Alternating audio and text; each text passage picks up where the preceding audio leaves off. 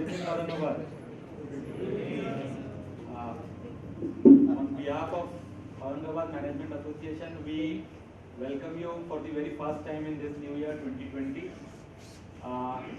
While we welcome you for this session, like always, we also want to apologize for the two postponements that we had in the recent past. One of our similar session was scheduled on 6th of January. Mr. Girish Wagh of Tata Motors and Dr. Ravindra Kolle on 6th of December. So please don't find any chronology that all the sessions on the 6th were postponed.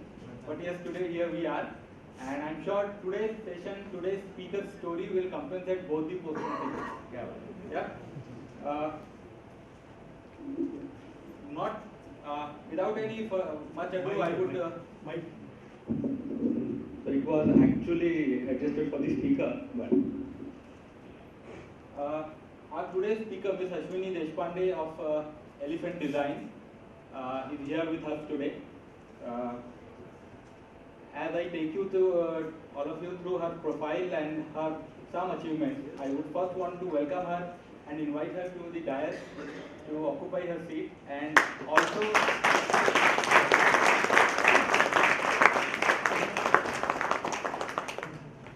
may I also request our chairman, Shri C.P. Tripathi sir, to come over the dais, and our president, Mr. Prateek Paliwal sir.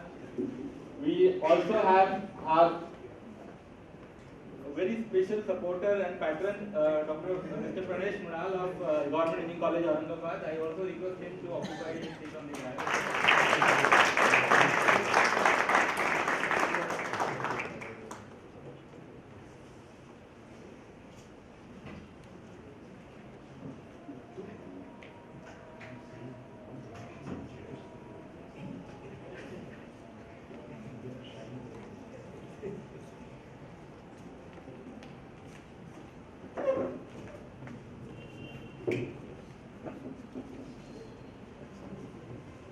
Not only as a tradition but as a heartfelt feeling, I request our chairman, Shri C.P. Tripathi sir, to present a floral welcome to our today's speaker, Ms. Ashwini Deshpande.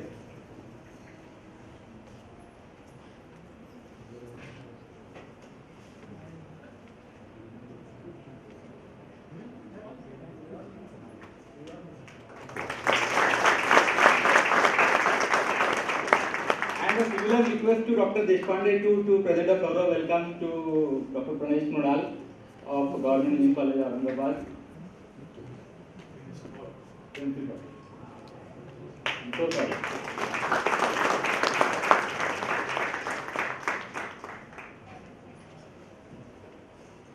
But I guess he has also earned his doctorate, sir, if I remember correct. We'll check it out in later on.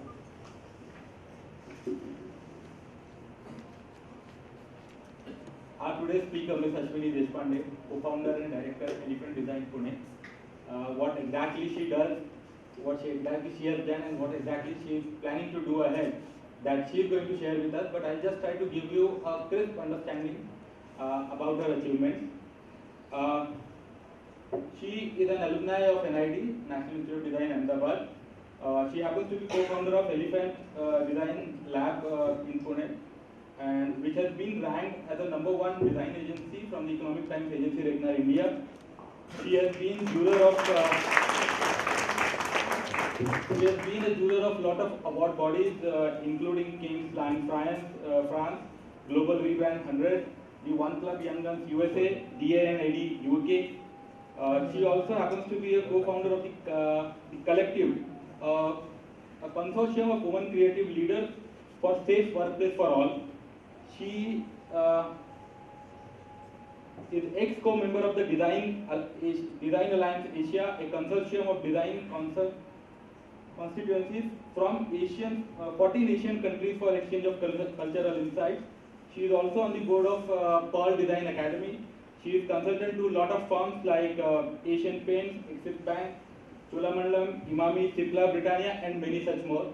And above all, in context of today's sessions and under this roof, she happens to be an Aurangabadkar, from our very own Marathwada.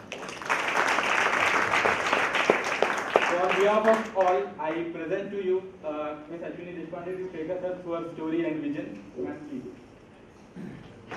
Always happy to be here. Like he said, I am Aurangabadkar. I was born here. I did my schooling here.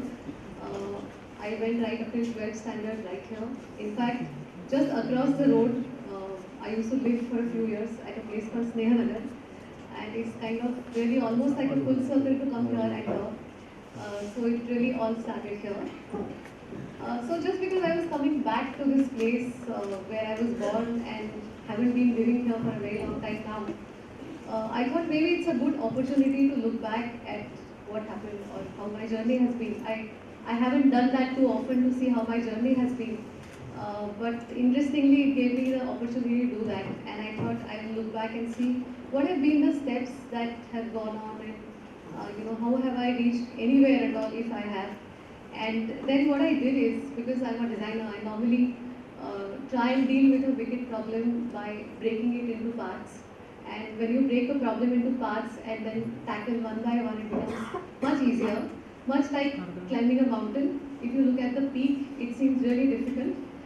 But if you look at just next few steps, it seems kind of doable. So this is what I did, and this is what I'm going to actually talk about today. These are different phases in my life, and things changed each time a certain phase moved to the next one. And that's really what my learning was when I started thinking about this talk. So first phase, as you would have guessed, happened here in Aurangabad. Okay, do you need that? No. Okay. There's a thing called inner glow.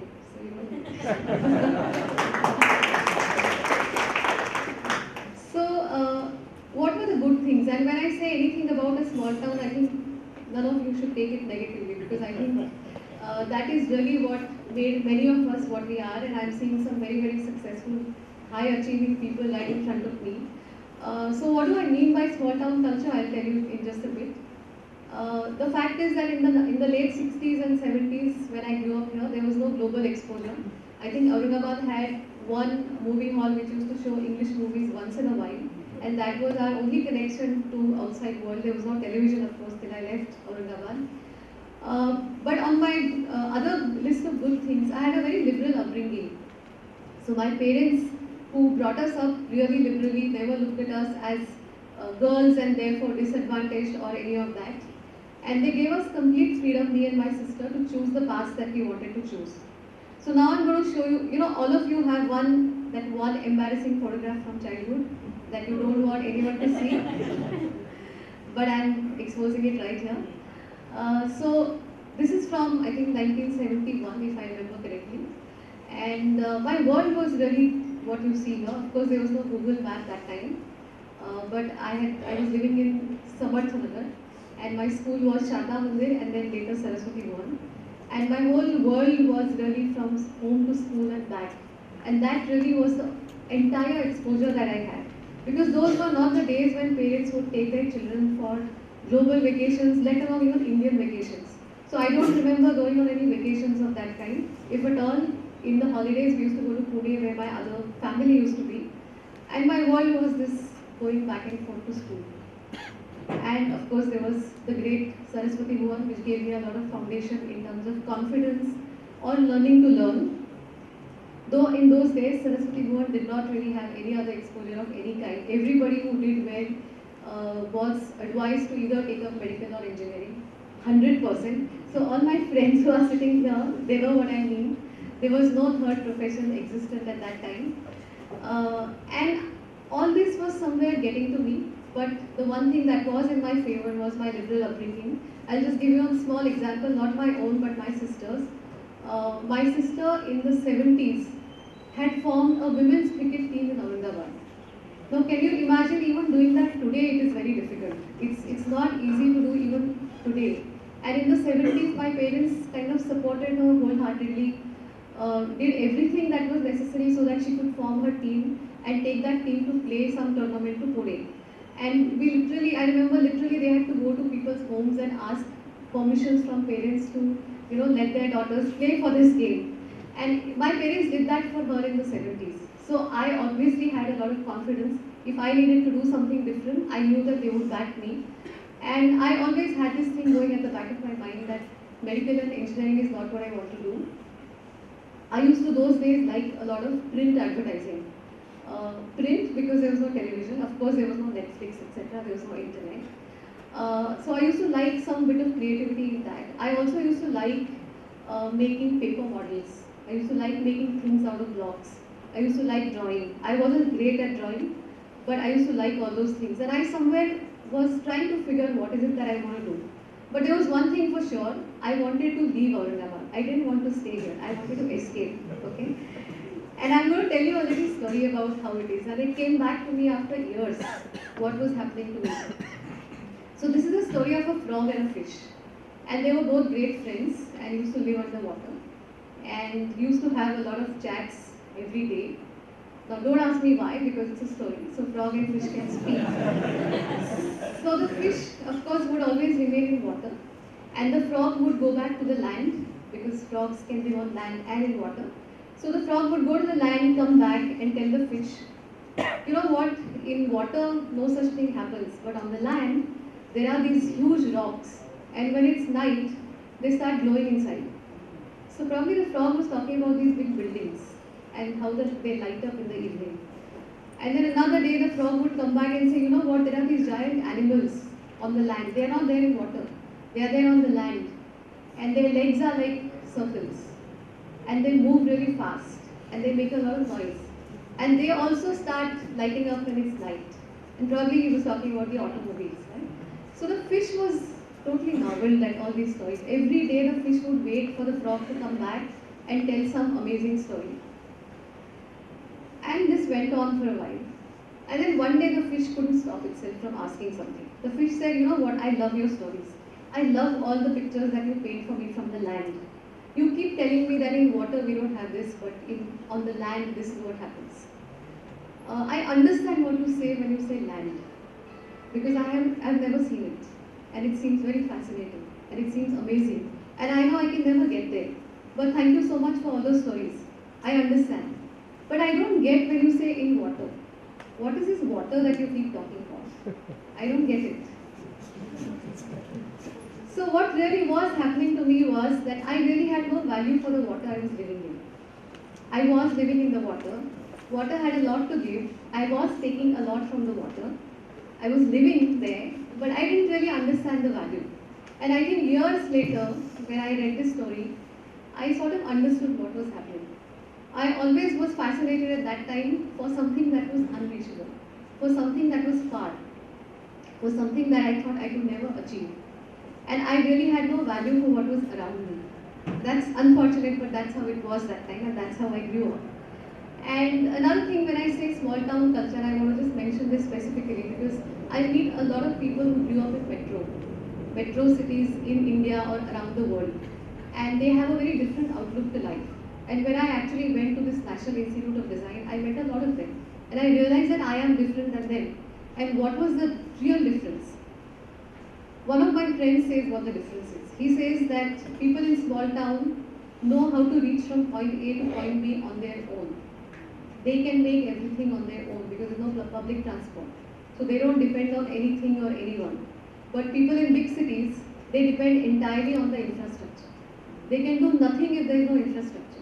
But people in small towns, they don't need anything. They can make it big irrespective of whether there is an infrastructure or not. And I think that is what is the biggest plus point of a small town even today. I think we don't have public transport, that's not good. But we grow up knowing how to get from point A to point B entirely on our own. And I think that shouldn't be really left behind. So that is how I was. I found my escape.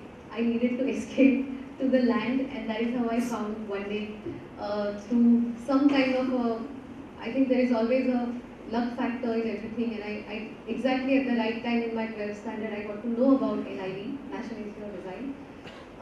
Mind you, nobody ever had career guidance or any such thing on mind in those days. No school ever used to do any of that. So I had never heard of any of this. But somehow I got to know because of some family friends, and I eventually did get to that institute. But that's another story. I'll move to that phase of when I went to NID and what really happened. So that was 16. I was 16 when I went, And I think again it was a very bold decision on my parents' part to send me that far away because it was another state, another language. There was no STD calls at that time from Aurangabad to Ahmedabad, so there was no way to speak immediately. We had to book trunk calls to speak to each other. So if there was an emergency, there was no way to reach each other. I think some of you in the audience wouldn't know any life before mobile phones, but there was life. And and there wasn't even a direct transport from Aurangabad to Ahmedabad in those days. So which means I would have to take a bus to either Dhule and then change the bus to go to Ahmedabad, or I would take a bus to Surat and change it to go to Ahmedabad in the middle of the night. Which, I mean, now it seems like, okay, I don't know how they agreed to do this, but they did, and they sent me there. What was the biggest challenge when I went there? To an institute of a national stature, to an institute which used to take only 25 people every year. And I gave the entrance without knowing how difficult it is. So it was complete ignorance is bliss. I had no idea how tough it is, so I went through it pretty smoothly. But once I reached there, I realized that there's a lot of unlearning to do. Because I had gone from 12th standard science. If any of you have done that, you would know what I mean. That means every week there is a test. Every week there are marks to be scored. Every day there is, hours and hours of coaching classes, then college, then lab, then experiments, and come back, and so on. I had gone from that to an institution which had no exams. It didn't have 45-minute lectures. It had no textbooks. Can you imagine learning in a place which has, or in a course which has no textbooks at all? Which means your entire learning is from the people who are there to teach you, the professors. And the professors, guess what they told us? We are not going to teach you anything. We are going to help you learn. And I think that's a very different way of learning than anything else that you'll end up doing for exams. Because for exams, you'll end up doing anything for scoring those marks. And the next day morning or the day after, you probably forget half those things. Because they didn't actually go through your heart. They went through something which just helped you enough to get the scores. So anytime any of us want to learn something, it needs to be learned because we have to learn, we want to learn it, and not for any other reason. And that's something that I learned at NID. Learning to learn was a big part of what I learned at NID. Learning from the peers. Again, because the professors refuse to say that they are going to teach us anything, where does the learning come from? It of course also comes from what your seniors are doing, what your juniors are doing, what your batchmates are doing. And it was actually a magical institute. And it was a luxury as well. I mean, it was a huge green campus on the banks of a river. It was built by one of the most outstanding architects of that time or that century. And it was a very liberal atmosphere. So, what does that mean? It means entire responsibility of learning is on you. You can pass through the 5 years without learning and somehow make good. Or you can pass through the 5 years and come out really, really enriched. It was entirely up to you. And I really didn't know how to take this because I was 16, I had gone from 12th science. And I really didn't know how to start learning, but that's what I learned there. A big part, of course, was also because of the way the curriculum was. So another interesting fact was that one was never compared to any other student in class. So I was never compared to anybody else. The only comparison of a student is done with he or she, how they were in the previous semester. So have I come a distance from last semester in my understanding of whatever the subjects may be? That was the only way, and that is something I carry with me till today. I never compare anyone with anyone. I always compare any of the people who work with me to what they were earlier and what they are now. And that really helps in a lot of cases.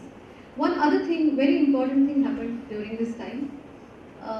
NID had an amazing library. It was called Knowledge Center. It was not even called library, which means you don't go there to read, but you go there to gain knowledge. There were books, there were magazines, and there was no internet. So the only way to gain knowledge was to read. And this is one of the books that landed in our hands, me and my friends. It is a book called Design for the Real World. And this is, mind you, this is the age when people didn't know what design was at all, or what design could do. And here was this author called Victor Papanek from East Europe, who probably looked at how US or UK, who were about 50 to 80 years ahead in the profession of design at that time, how they were looking at how design could help things. And he at that time acutely felt that design is leaning towards making things that people don't need, but people would want. So not towards the needs, but towards the desires. And then he wrote this book with a lot of pain in his heart to say that don't do things that people don't need. Do things that last long. Do things for longevity. Do things that make sense. Do things for sustainability. Don't advertise and make people buy things that they don't need.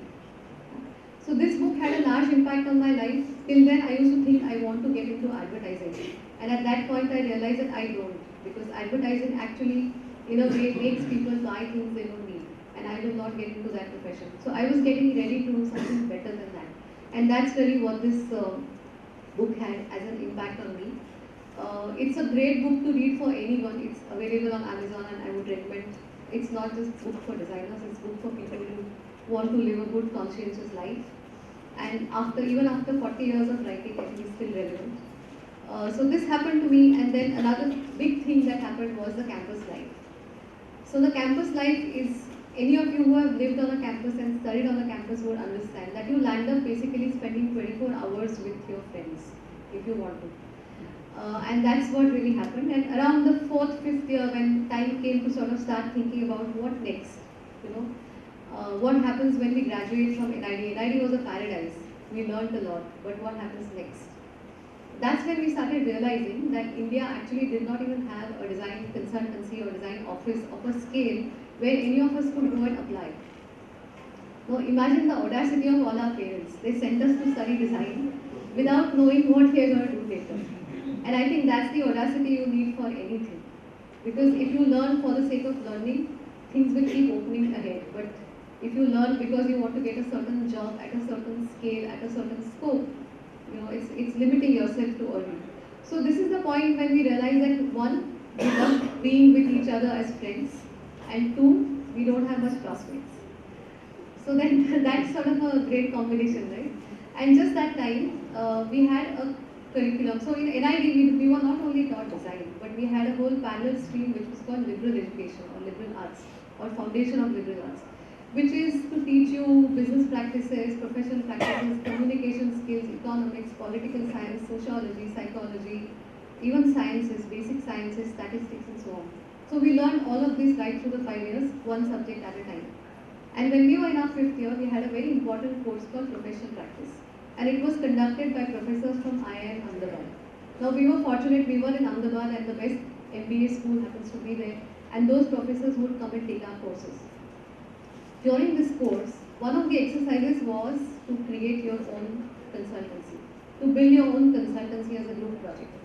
And that was the way they were going to teach us how to understand how to run a business. So what are fixed costs, what are recurring costs, what are salaries, what is taxation, what is business communication. So through this exercise, we were supposed to learn all of this. And few of us friends took up this exercise together. And while we were talking about this exercise and doing this exercise and so on, there was a eureka moment when we sort of looked at each other and said, this sounds easy, this sounds doable. Why don't we do this? Because in any case, we didn't have any other bright prospects. So why not do this? So why not be that place, be that design consulting company which is large in scale, and future generations of designers can actually come there and learn or can come there and apply. Now one is very idealistic when one is a student, right? And one is also very audacious. So all this happened, and then it was easy to decide that yes, we'll work together. So the few friends that we had gathered at that time, we decided we'll work together, we'll start our own company. And because we had nothing to lose at that time, because like I said, there was no other prospect, it was very easy to reach that decision that we will do this. Now none of us had any entrepreneurial background.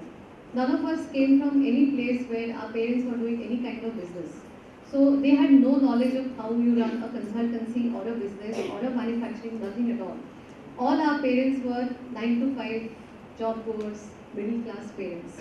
So another decision for the parents to let children do this. But the most difficult decision at that time was what to call the company. Because as 22-year-olds, 5, 6 creative people, the biggest decision is what you call your company. We just couldn't reach a decision. And we spent many nights deciding that. Many nights ideating on what our company should be, what our philosophy should be. And eventually we reached the right place. And I'm just going to tell you the second story of the day. I hope you remember the first story. So this is a story of six blind people and an elephant long ago in India, ancient India. And one day the blind people heard that an elephant is passing by from their village, and they were curious and they wanted to understand what an elephant is. So they walked up to that creature, and each one of them went and touched the creature because they could see, they had the sense of touch. And each one of them came back very knowledgeable and said, I know what an elephant is. So the one who touched the back said, elephant is like a wall. The one who touched the leg said, no, elephant is like a tree trunk, a fan, a rope, a snake. All of them had touched different parts. So all of them had a different perception and they started fighting. And then came the person who could see, who had seen an elephant, and he came and said, you know what, all of you are right, nobody is wrong. Now, how is that possible? He said, all of you hold a piece of the jigsaw. And if you put all those pieces together, you can make the big picture. And at that time, that's really what our philosophy was, that all of us specialize in different fields of design. We knew that design is not a solo game, it's a team game. And we also knew that design becomes richer if you have the user also in it, if you have the manufacturer in it, if you have the person who's going to market it in it, if you have the R&D person in it. So design is actually like a big jigsaw puzzle.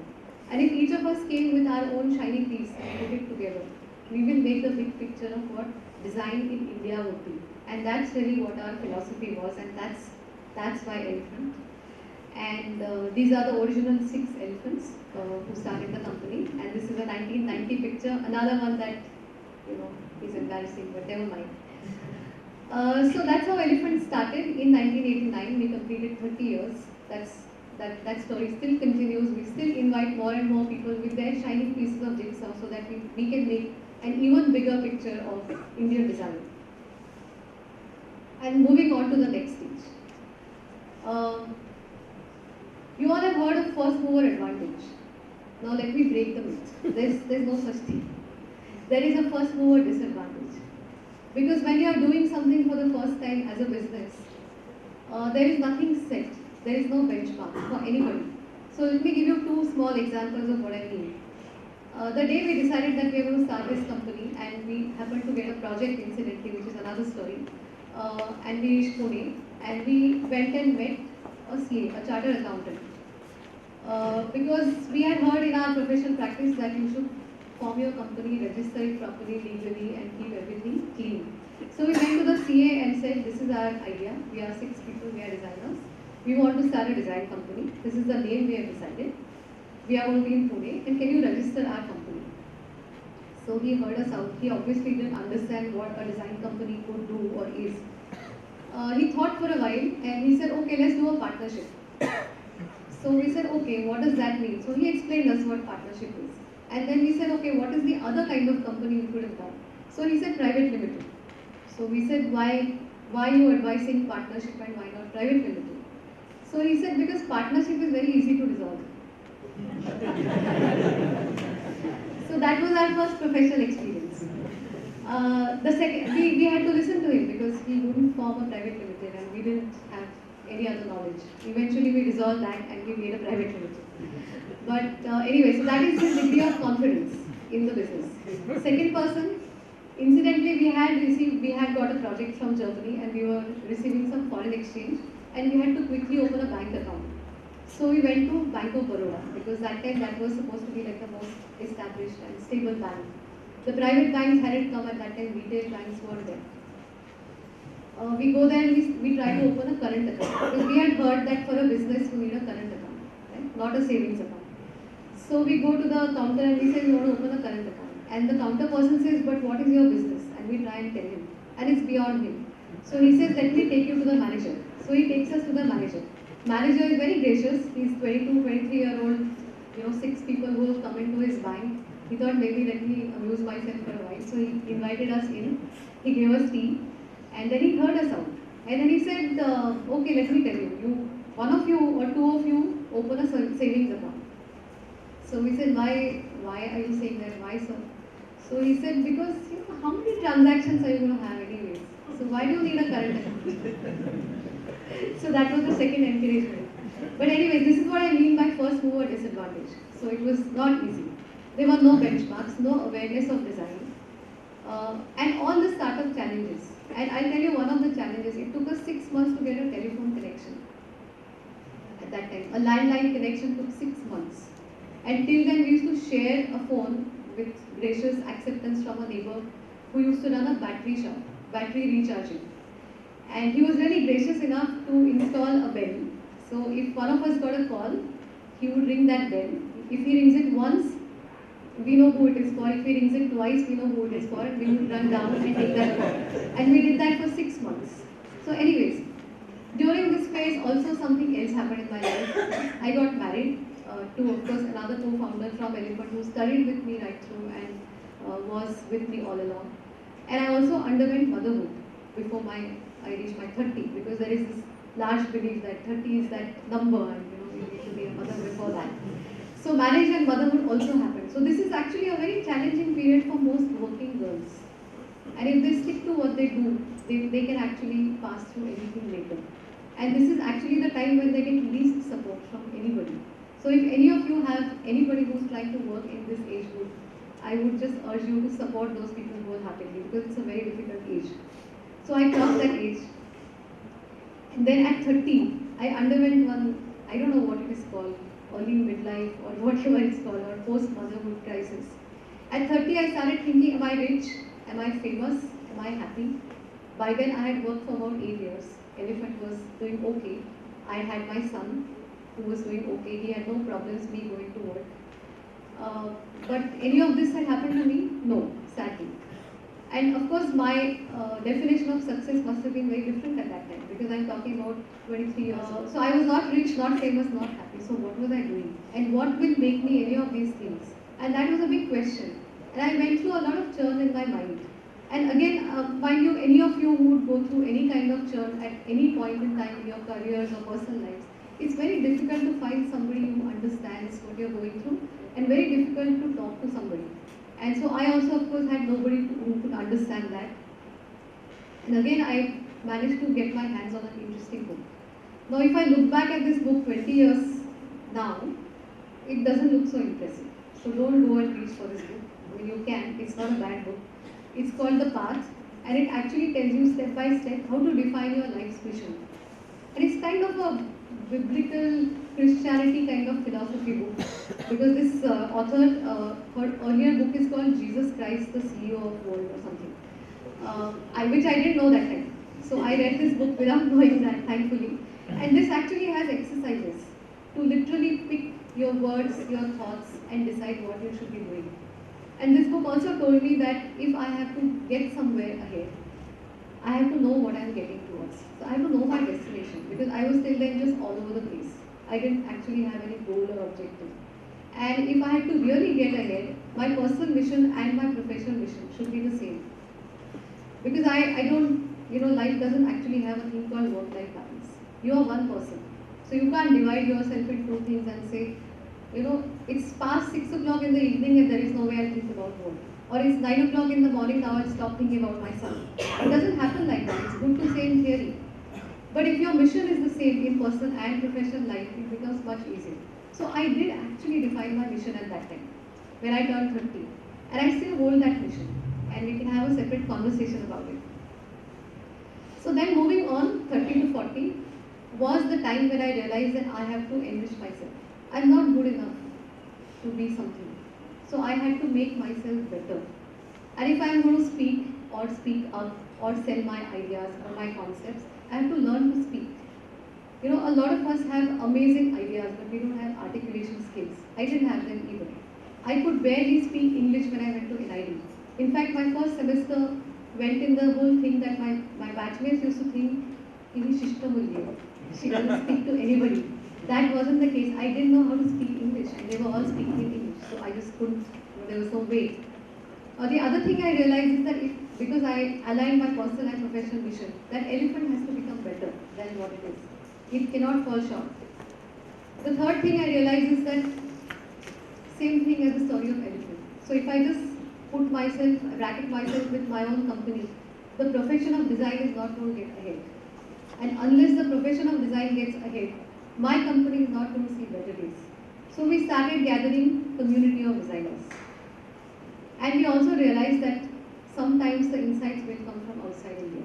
So a lot of these learnings happened. Elephant, of course, started going on a much better path. We did a number of exercises to do that, multiple. We started gathering the design community, so we actually started right in our backyard, which is Pune. Pune had a few designers. I think this is a picture from 2005 or 6, when the first time we gathered and we said we must have an association or something of that kind. And I'm really happy to say that yes, the Association of Designers of India originated from Pune, has moved forward, has 6 chapters and hundreds of members. And this is just last week. This is our 14th Pune Design Festival conference that as a community we hold in Pune, and we've become a really large community of volunteers. So that's the number of volunteers we have now in just Pune city. Then about Asian community. Now unfortunately, a lot of times we only look at the West for anything better. We only look at US or Europe, or in terms of design we actually look at UK. If it's technology, then Germany or sometimes Netherlands. But we only look towards the West. But there is a lot happening in the Asian community as well. And there is a lot happening in terms of cultural context. What makes us different as Indians is really what our cultural context is. And if our cultural context doesn't reflect in our design, then we will be exactly like the West. So we'll be basically wearing gloves that don't fit us. And this is something that came as a realization as we started going and attending conferences in the Asian world. So this is a conference in Nagoya in 2003 which we attended as part of a consortium. And again, that consortium has now, at that time it had 8 countries as a consortium. We were invited to be part of that. The invitation is only to those companies who are interested in preserving or bringing their cultural nuances in their work. And they had picked, and we were picked at that time. And of course, that has also gone on to become a 14 countries consortium now. And I'm on the executive committee, and I'm a core committee member, and I sort of steer a lot of activities for this now. Again, completely voluntary, not really a professional thing. The next one. Okay, I'm not 70, so we just have 2 more parts to go. So this is the age again. It's a very crucial age again, because it's also a time that a lot of people hit that midlife crisis. But this is a time when I looked at things and said that we have to. Elephant cannot just be good in India. Elephant has to be at the world scale, at the top. So how do we do that? What is world class? What is world class for anything that we do? All of you have different professions. You are probably excelling in all those, and you would know what world class in your profession would mean, and which is what we started examining for what is world class in design. And it took us a long time to figure that. We also understood 2 other things: best breeds best. Now, what does that mean? That means the people who work for Elephant have to be the best. And how do we make them the best? Because it's a new profession. We are perhaps one of the oldest and largest companies. So where are we going to get best designers from? We have to make them. So they will come as students and we have to breed them. Right? So we focused on that. Third thing in this decade was, that's also a time when you start thinking that I need to do something for the world. I want to do some social cause work, social impact work. I'm meant to do something more than just my profession, than just earning money. And the 4th thing was that winner takes it all. Now let me explain what this means. Are any of you on Facebook? I suppose. Yeah, most of you. Do you know what is the number 2 social network? No? Right? Do you know? Okay, so are any of you on LinkedIn? I hope many of you are, or students are. What is the number 2 professional network? Don't know. We are on Instagram, the younger people are on Instagram. What is the number 2 photo sharing app? Don't know. So the fact is that in this world, in today's age and time, winner actually takes it all. There is nothing called number 2. You cannot be number 2. Number 2 means nothing. You will never be remembered as number 2. You don't. None of us remember who was the 2nd, 3rd, 4th person who climbed the moon, who went up the moon, or who climbed the Everest. Some of you would, but not all of us. So we said we have to be that. If we have to be at the top, we have to be undoubtedly, unquestioningly at the top. So how did we work towards all of this? And again, each time there is a decision or there is a thought, something falls on the lap, or something falls on the lap and you have to make the most of it. So this is a time when I got, I think just little after my 40, I got invited by the Rockefeller Foundation for Design for Social Impact workshop. Now, Rockefeller Foundation worked towards social impact through many activities around the world. And what they had realized is that designers have the ability to cause or to facilitate social impact projects in a large way. But around the world, not many designers were actually doing that. So they wanted to gather some designers in a room for a few days and make them discuss and understand what is the reason and how could those reasons be removed so that designers start looking at social impact work as well. And that's exactly what happened in that workshop for a week at a beautiful campus in Italy. And all of us came back with pledges. And I also came back with 3 pledges at that time. And one of the easiest and the most difficult one is when you want to do good, where do you begin? I'm sure everybody in this room wants to do some social impact work. But where do you begin? And what is the cause that you should take? And how should you do it? I mean, the world has so many big problems. There is oil spillage in the oceans, world hunger, world poverty, there are all kinds of things. And there is Iran and Iraq, which is perpetually popping up now and then. There are refugees. So what do you do? Where do you begin? So the first pledge that I took is that I will look at local issues. No issue is big or small for impact. If there is something in your backyard and you can solve it, that's equally big. That gives you the confidence to tackle the next one and the next one. So nothing is small to begin. And I'll give you an example. Our office is located in Baudhan. And there is a thing called Baudhan Manch, Baudhan Parishad. And it's like a village panchayat. And they came to us one day and they said, we know you are a design company. Can you make posters so that all our citizens segregate the wet and dry garbage? And we said, sure, we'll do it. It's a backyard problem. If we can use our skills and competencies, we'll do it. Because we don't have to wait for a big problem. We can do a small problem, solve it and move on. The second thing is that I will do any social impact work using my own core competency. What does that mean? If you ask me to go in a procession and a morcha and hold placards and shout, I'm probably not the best person to do it. That's not my competency. If you ask me to give a huge donation for something, money, probably I'm not the best person. I can go to Ambani. My competency doesn't lie in giving money. What is my competency? My competency is I'm a communication designer. If you have a cause and you want to reach it to somebody effectively, I can do that. That is the way I will use my core competency, and that is the way I maximize what I do out of social impact. So that was my second pledge. And the third was that I will piggyback social impact projects on commercial projects. Because we are a commercial organization. We have to earn money, we have to pay taxes, we have to pay salaries, and we have to grow. There's no two ways about it. So while at it, if you have ideas on your life projects and you go to your clients and say, here is an idea, with a little bit of extra effort and money, your brand could take a large social impact cause and do something. And can we do that? And believe me, nobody wants to not do it. So we landed up doing a lot of such projects. Britannia, we were working with them on all their brands. We said, there is iron deficiency in the country. Can we do something for that?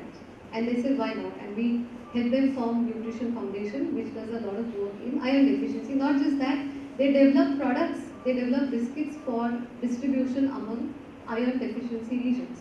And they had the competency. Now what did we do? We used our competency of communication, they used their competency of making food that had iron, and that's the way it worked. Similarly for PNG, they were already running a program of building schools. And we just added a layer of sports in that, because we said that children cannot just have a mental development, they need a physical development as well. So how can we do that? In the least possible expense, we can design that, because design is our competency. So we did that, and so on. And like I said, winner takes it all. So we said we have to be number one, starting with India. So we are not in Pune and Pune is number one agency, that's not our objective at all. We are in Pune because we like to live there. At this point, Elephant doesn't have a single client in Pune. But we are there because we like to live there. That's it. That's the way it is. That's another matter that Pune is horrible in traffic now. We are still living in the memory of Pune in the 80s. But anyways.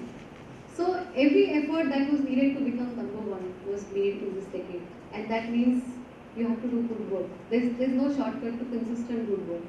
Good work again and again and again. And that's the only way you can be at the top again and again and again. So we have been at the top for last 9 or 8 years, 5 years consecutively at number one.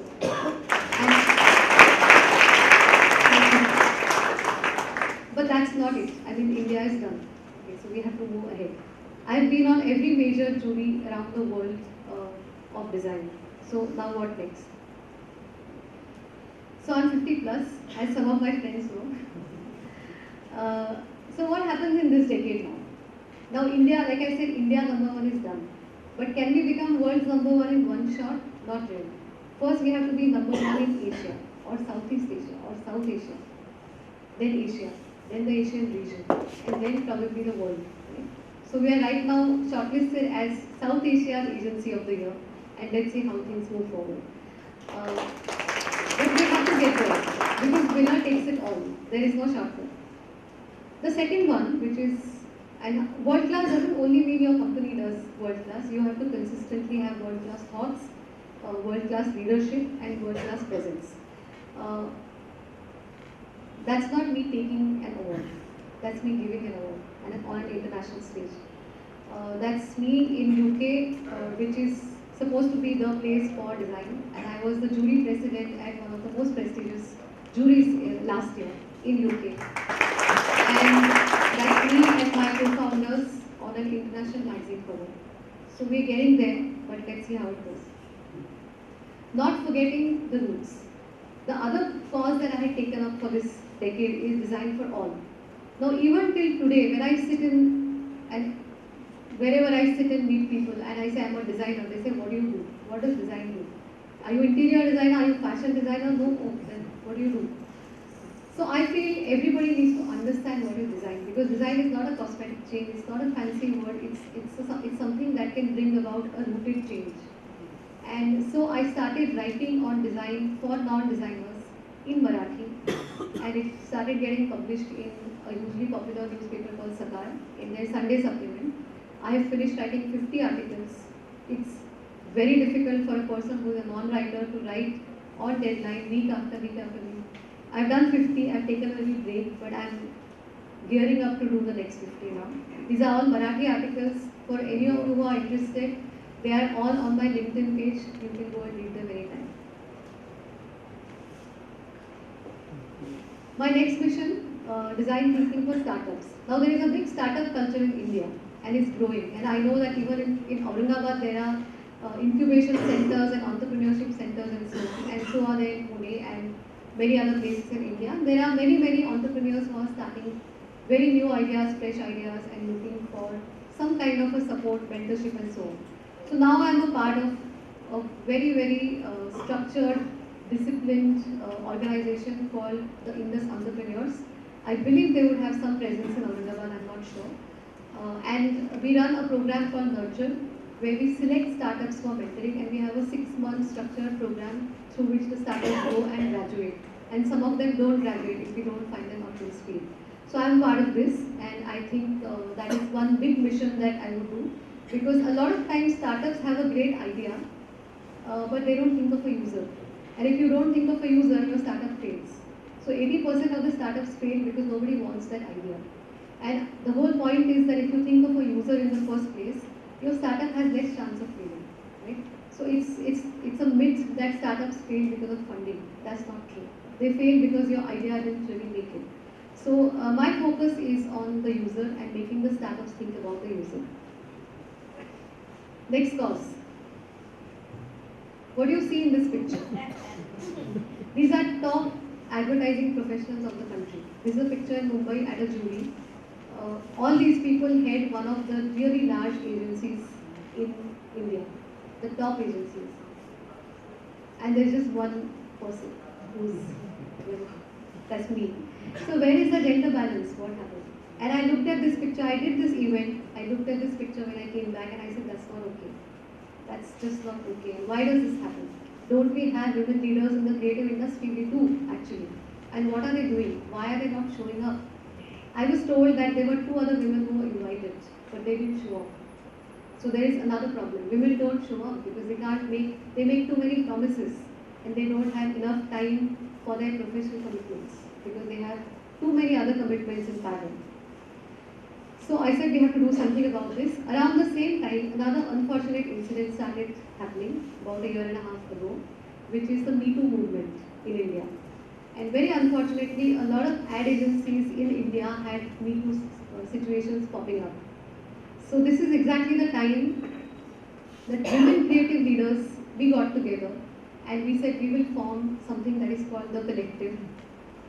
All these women that you see, again, they are at the top in really big agencies in the country. They head creativity or management of that agency. And this The Collective is actually a consortium where we are literally going from one agency leader to another and speaking to them about sexual harassment policies, POSH committees, compliances, and whether they have everything in order or not.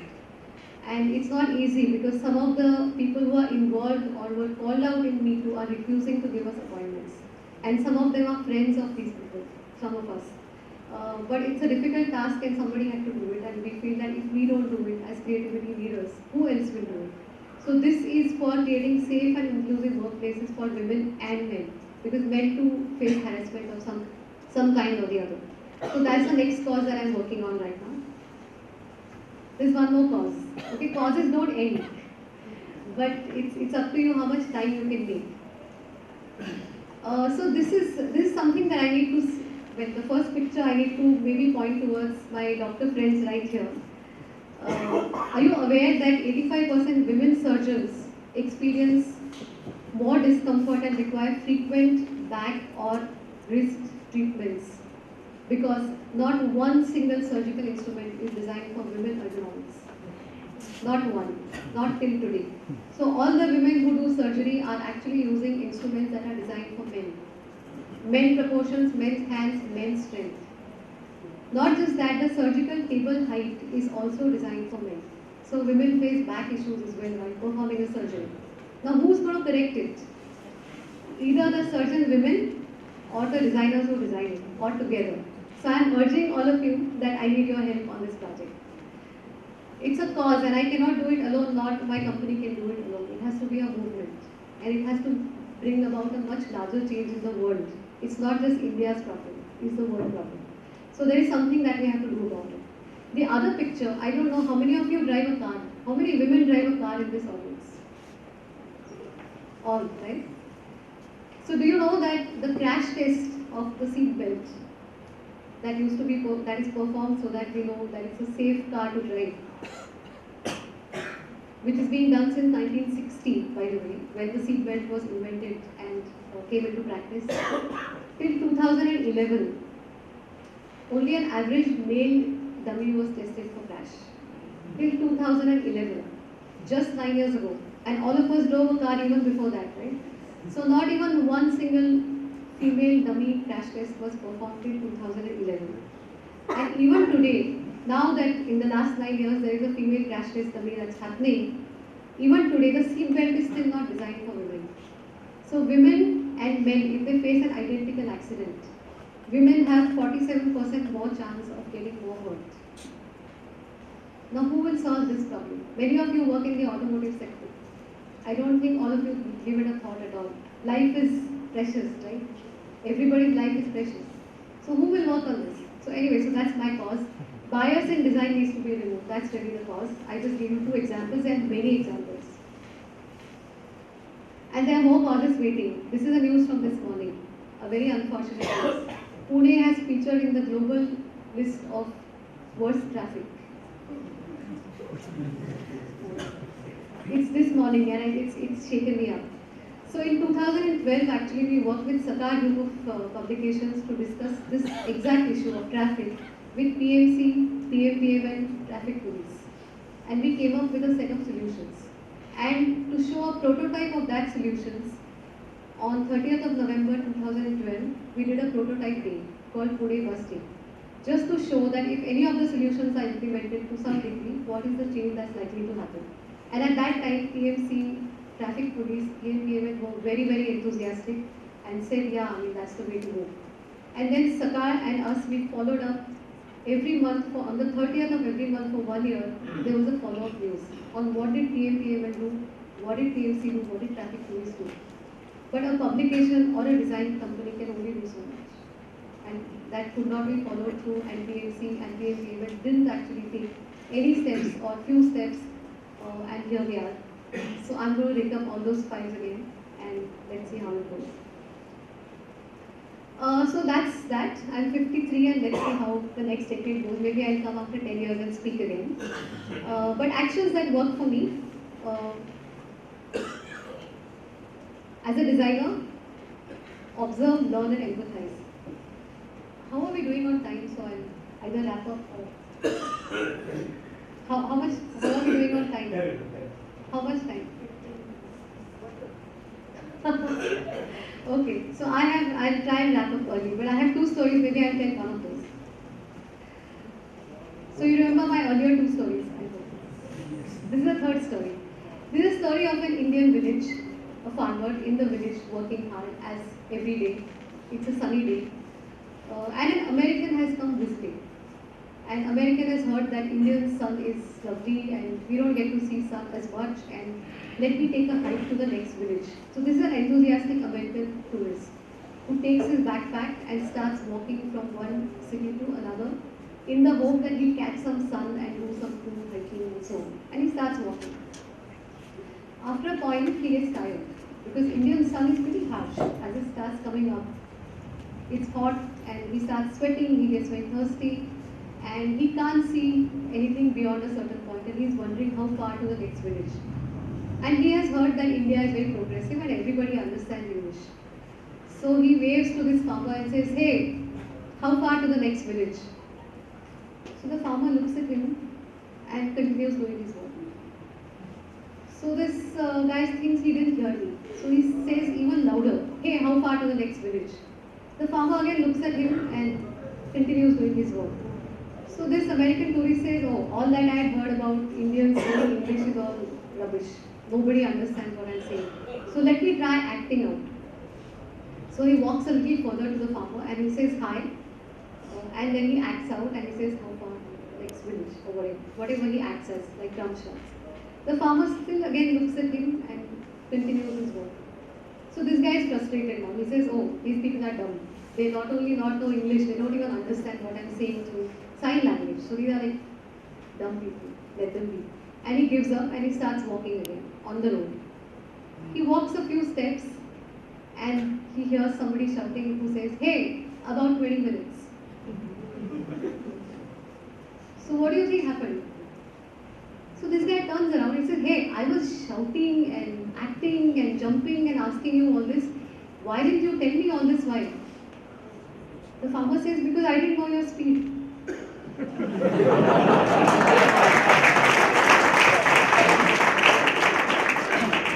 So it's extremely important in my profession to observe, learn and empathize before I come to a solution, before I say what the answer is.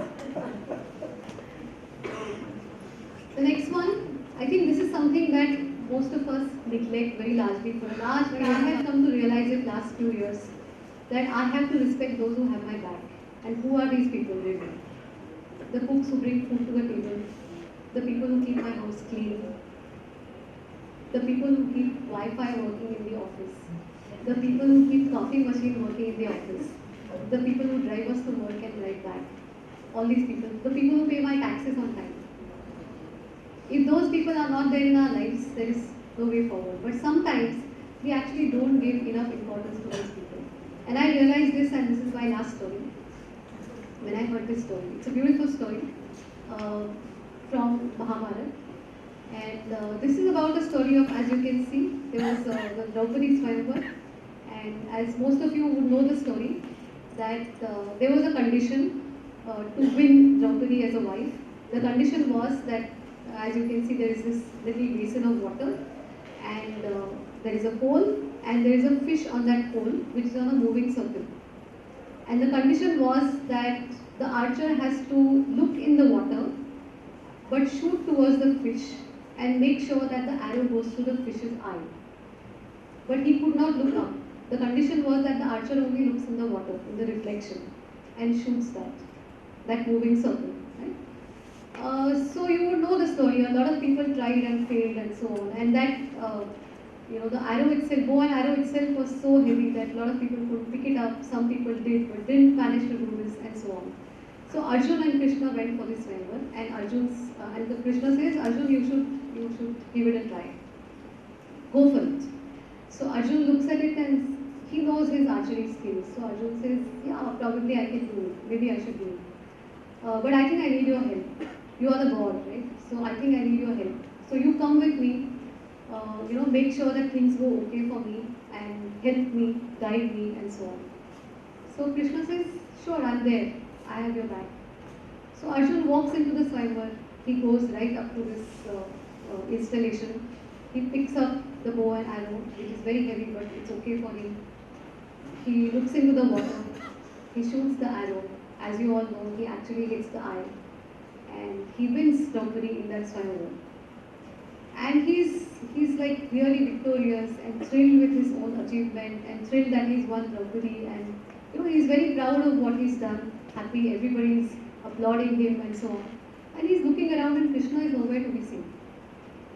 So he's a little upset. He says, I had told him to be with me, I told him to guide me, I told him to help me. Where is he? I did all of this myself. Where is he? So he finds Krishna somewhere at the back. He storms up to Krishna and says, what is this? I went there, I picked up the bow and arrow, I shot the arrow, मैं तीर मार के आया, तुमने क्या किया? So Krishna looks at him and says, I made sure that the water was still.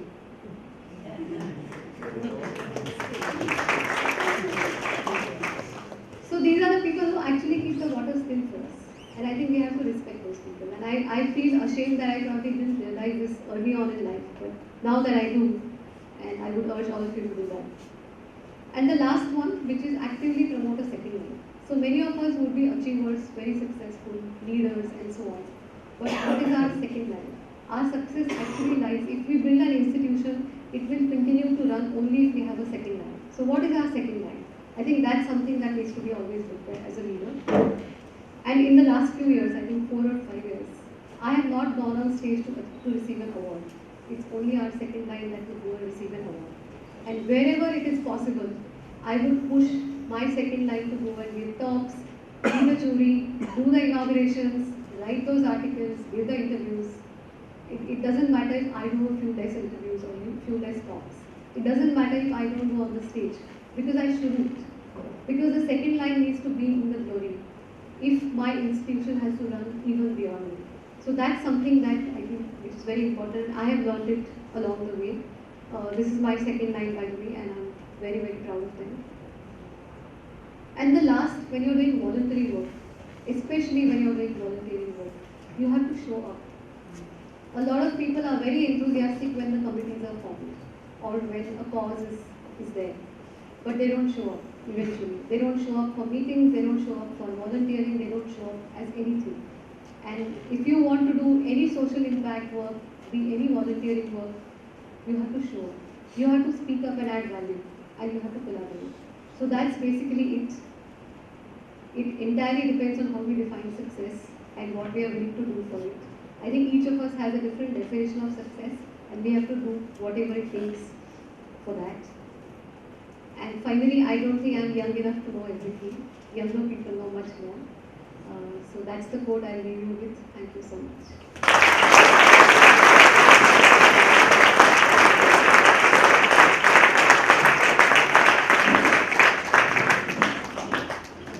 For sharing your story, and thank you so much, Dr. Sujit Deshpande, for inviting us personally and specially here today.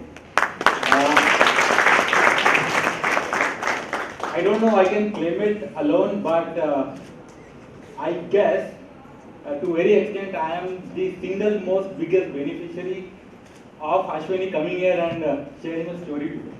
And there is a small story behind it too. My younger sister and her husband both happens to be NIT alumni. And it so happened that when she decided to go there, she couldn't make it in her first attempt. By that time, we had lost our father, and I was actually acting as a guardian, so taking her to Ahmedabad, taking that admission, not making it for the first time, and then finally making it in her second attempt. And couple of things that I can relate very much. I'm sorry I'm taking 2 minutes on this, but I have to share this. So I still remember when I took it for the induction and orientation, the professor very much told the same thing which you told. That see, we are not going to give you 35 students or 35, a batch of 2009 going forward. we are going to give 35 individuals. So that was something which I couldn't pick up at that particular moment, which I realized pretty later. Second thing, I remember my sister calling up from after a week or so after joining her college and starting her classes. She said, भाई यहाँ पे exam नहीं है, test नहीं है, and we can actually go to any faculty. हमने ये choose नहीं किया, लेकिन उसमें भी जाके बैठ सकते. So for a person who is a commerce graduate from a small town, from a traditional setup, that was kind of shattering his whole idea and thought process. And I still remember when she decided to marry one of her batchmates there. And he, during our conversations, told me, until that time I was working into financial services sector and I had some idea, designer लोग यार कुछ करते रहेंगे पता नहीं. And he then told me he was a good design is good business. And that gave me जो सही में काम आए वही बनाना है, सिर्फ बनाने के लिए कुछ तो भी नहीं बनाना है. So that gave me another sense about designing, and thank you very much for taking me back memory lane today. And I'm sure that unlearning and learning that happened today while listening to what you shared will take me further here on. Thank you so much. I now invite our very own near and dear Mr. Prasad Koke to help us summing up today's session. And also I request all our dignitaries to occupy their space on the dais. Dr. Okay, sir, I'm so sorry. Yeah, we can have 3 to 5 crisp questions if you may have. Yes. I would refer to your days in NID, where you said that there was hardly any teaching but a lot of learning. I wonder, I spoke to you on phone also, I wonder if such ideas can be implemented at the school level, and if they can be, could you elaborate? So I can give you one example where it is happening, and it should happen much more. There is a school in Ahmedabad called Riverside School. Yeah. I don't know if you've heard of it. I heard of it. It is established by a batchmate of mine from NIT. She's a graphic designer, but she decided to do education. Not design education, but she's started with primary schooling, then middle school, and now she has right out to 12th standard, where the entire curriculum is based on design thinking for students and learning, for learning. So there is a model available. She is willing to give it out, but No, in fact, Gauri, we have about 2,000 schools in Marathwada region where design thinking is implemented by So we run the Karthik. design for change. You run the design for change? Design. Yeah, I worked at Riverside for a year. oh great. And since I've been back, we brought the program to Wonderful. Small world. Yes, very And small. it's a fantastic place. It's fantastic.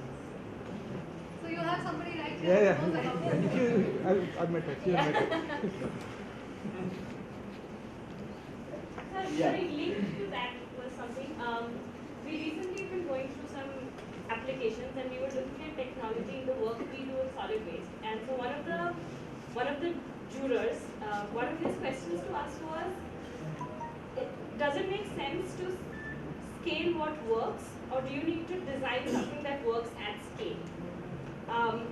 So he thought that the work we were doing was great. It was working in Aurangabad, maybe some other cities. So just wanted to hear your take on that. Whether you have an opinion in that matter, any experience you could share. So you know, specifically talking about waste management, if I were to just focus on that, and again you would know Kiran's sister Poonam, Poonam, yeah. who runs the computer, because that itself is a lot of loss and fuel. So it should be managed at the house level. So she is working on one kind of solution. I know another startup in Pune that I'm mentoring is working on converting kitchen waste to wet slurry in the kitchen itself and making it to a quality that a drainage should accept. So the whole focus now is that you become self-sufficient. And if that needs something of scale to be retrofitted within your ecosystem, that can be of scale. But try not to increase the traffic on the roads or any such thing. I don't know if I answered your No. question.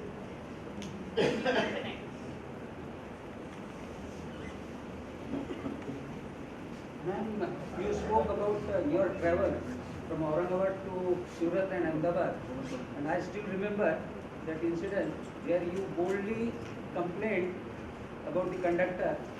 I would like to have that story from you for the girls sitting here. It's a very old story. I'm surprised you know that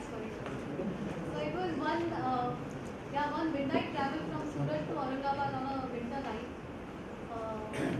And well, it's a horrible incident, so I don't really remember the details.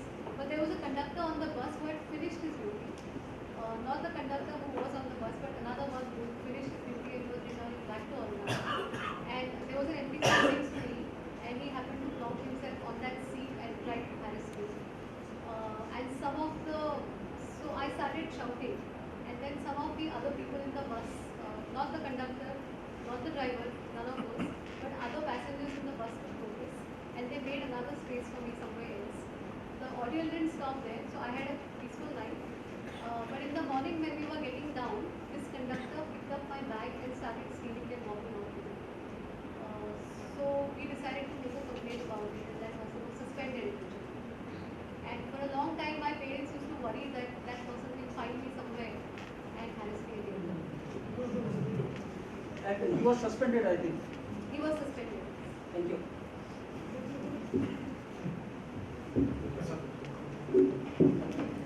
Prasad sir, please. Actually a tough time for me to talk on Ashwini's journey because we have seen her with our school days. Many of our classmates are here, Sunita, Anu, Swati, and we all share good memories about Saraswati Bhuvan and Sharda Mandir, but we always say Sharda Mandir first and then Saraswati Bhuvan. She had a wonderful journey about her design and to reach #1, that's a top place. And we have seen her grooming like that since childhood, because she mentioned that when we all were preparing for engineering and medical, we saw she is not preparing for engineering and medical, और ये कहाँ जा रही है पता नहीं है, जाके क्या करने वाली आहे पता नाही आहे. त्यावेळेला अहमदाबाद हे गाव आम्हाला माहित नव्हतं फारसं, आणि अहमदाबादला जाऊन काय चित्रकला करणार आहे का असं, आणि तिचं ड्रॉइंग खूप सुंदर होतं, पण त्याचा अर्थ आम्ही असा काहीतरी लावला होता की आता आपल्यापासून पळून जायचंय म्हणून ती गेली. And when 4 years later we saw that there is some good news coming in and she has started a business, and that too with the name of Elephant. Again as a friend we talk a lot, कुछ गड़बड़ करने वाले हैं, कुछ काम करने वाले हैं नहीं, कुछ अहमदाबाद में जाके क्या क्या हुआ है पता नहीं. और but today when we saw her journey, we witnessed her office, we witnessed her many lectures. I think today is her 3rd or 4th lecture I listened in Aurangabad, North Valley School, Lemon Tree, Rama International, CMI, and this is 5th. So every time we get to know that there is something different she delivers, and you can see the direction of the slides and the composition of slides. It clearly says it's not engineering job sitting in engineering college, and I think Dr. Sunil Deshpande and entire AMA team, Satish sir, Tripathi sir, has made different that engineering college में ये design का lecture होता है. So a good message to principal कि exams oriented engineering education and experiential learning in NID, can we complement each other? Can we have some courses in engineering which can complement? And that's the message I think we must take from here. She has wonderfully narrated her all journey, and take home messages are many. हमारे culture में कहते हैं कि जब story बताते हैं ना तो ध्यान में रहता है, जब एजुकेशन के लिए कुछ अलग बताते हैं ना मिस हो जाता है. But all stories she has done, 4 stories, every story has a big meaning behind it, and that has a connect with our culture, and not only culture, with our social build of the society. So wonderful stories, linking creative, and she wonderfully narrated that benefits of small town. We always say यार हम औरंगाबाद में हैं, क्या करेंगे, पुणे में नहीं है, बैंगलोर में नहीं है, हम जालना में है, लातूर में है, इसलिए कुछ नहीं हो सकता हमारा. बट शी टोल्ड कि औरंगाबाद में रह के क्या बेनिफिट हो सकता है. सो लिंकिंग क्रिएटिव कल्चर, और वो जो स्टोरी मुझे बहुत पसंद आई, water and fish. So we always talk what we don't have, and we always ignore what we have. So that's a great message that she gave. So unlearning that entrepreneurship spirit, we do a lot of things. Entrepreneurship एक course भी होता है, entrepreneurship development पढ़ाया जाता है, लेकिन entrepreneur ऐसे बनते नहीं हैं. दैट व्हाट शी टोल्ड कि कितना डिस्करेजमेंट होता है. अकाउंट खोलने जाओ तो कोई नहीं खोलेगा, अगर सीए के पास जाओ तो पार्टनरशिप क्योंकि टूटने ही वाला है. तो ये तरीके से, लेकिन entrepreneurship is one who always says कि जो सब नहीं करने के लिए बोलते हैं ना, वही जो करता है ना वो एंटरप्रेन्योर है. सबका सुन के एंटरप्रेन्योर बना हुआ मैंने आज तक नहीं देखा. We have lot of entrepreneurs here who always say कि यार मैं इसका सुन के यहाँ गया, उसका सुन के ये कोर्स लिया.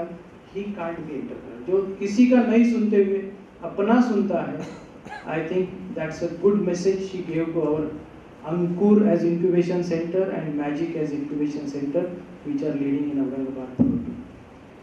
Another message she gave that ki don't compare with other, compare to yourself. हम लोग भी बहुत बार करते हैं कि यार I know a few examples कि 98% मार्क्स है, लेकिन 99 नहीं मिले इसलिए उसके मम्मी ने डांटा. और one IITian I know experience कि वो घर पे गया नहीं क्योंकि उसके मम्मी ने उसको डांटा था कि देख सब लोगों को 55 लाख का पैकेज मिला है और तेरे को तो सिर्फ 40 लाख का पैकेज मिला है. So comparison. So she gave a wonderful message that compare with your own skills, with your own performance and try to reach to #1. So from today onwards, I think all youngsters sitting here and all 50 plus, we all are 53 almost equal to Ashwini's age, and that's if we want to reach #1. So first mover disadvantage she correctly narrated, and she correctly narrated that a working woman, the pains of working woman and the disparity of the society. आज भी हम देखते हैं कि सुनने के लिए भी वुमेन का proportion equal नहीं है. बिकॉज ऑफ थिंग्स कि हम लोग सोचते हैं कि यार ये क्या जाना, तब से घर पे क्या करना है, whatever priorities we have. And women mentality has grown up in our society like कि she has to give priority to home rather than any other. So we as a society we need to work on it and we need to crack that so that equal contribution and gender bias can go. So design thinking, her social impacts, core competency, and the aspiration of a world class. I am sure she is #1 for India, she will be #1 for Asia, and she will be #1 for world. We will call you again.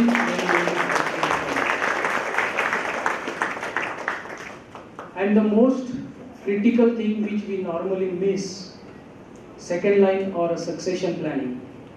We always work on succession planning means my son or daughter has to come in business.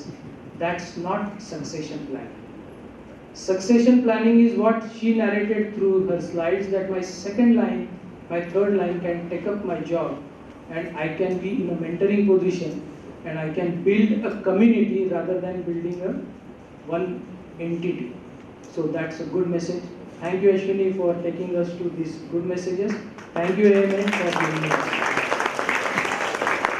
I still remember the last fair share we had was Prasad sir only here, and I was again here at the same place. And if any of you were there, you will remember his learning, earning and returning, and he very well connected it that today.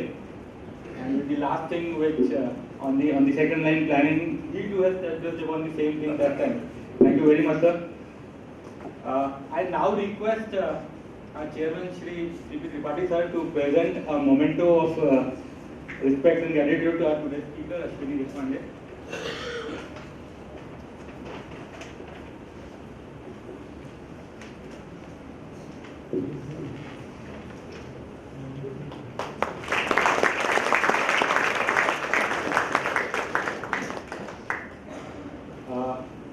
May I also request our President Mr. Satish Kaliwar sir to present a memento to Mr. Prasad Kokre too for his amazing summing up of the session.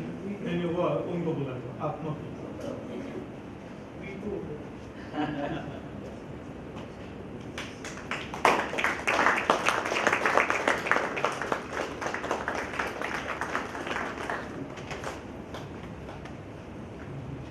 Few important announcements. We have an exciting lineup of similar rare shares for you, and we request all of you to please be present for them too and spread the message so that more Aurangabadkars and Aurangabad visitors can be beneficiary of those stations. So on 20th of February, we have session of Dr. Velumani of Thyrocare, and believe me, it is going to be an equally amazing and insightful session. Please be present. And the second lineup we have in the last week of March is of Mr. Sunandan Lele, who happens to be an eminent first-class cricketer and international sport and cricketing journalist. So please do make it for both of these sessions. And yes, one of the postponed sessions of Mr. Vas from Tata Motors 2 is tentatively scheduled in the month of March. So please keep your dates free for that too. With that, I thank all of you for your time and media being present here and our venue partner, Government Engineering College. Thank you very much for supporting us with